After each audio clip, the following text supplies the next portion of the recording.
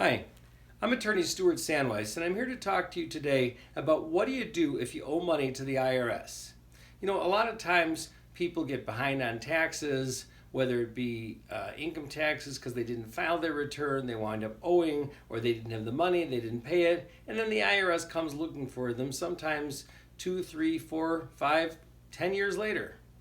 Well, there are certain things that you have to be careful about. One of them is what you want to try and do is if you've got an amount that you can pay them, try and work out an offer and compromise. That's where you pay the IRS one lump sum and often get a discount on penalties or interest, and because the IRS will a lot of times want to get paid back something as opposed to nothing.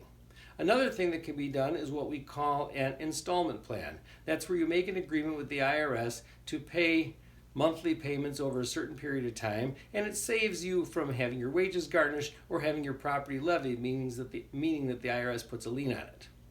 One of the things that you can also do is file bankruptcy. Now, people ask me, well, can you discharge IRS debt, discharge taxes in a bankruptcy? Well, the answer is sometimes, depending upon when the taxes are incurred. Usually if they're old, if they're a few years old, and you filed the return and you owe the IRS, they can be discharged. However, you want to make sure that the IRS does not have a levy on your property, and if they're threatening to put a levy on your property for taxes that are 2 or 3 or 4 years old, that's when you want to probably file bankruptcy before they put the levy on, so it becomes an unsecured dischargeable debt. If you've got questions about how to deal with the IRS debt or what to do in your particular circumstance, please feel free to shoot me an email and I will get back to you and we can discuss it. Thanks for watching, and we'll see you in the next video.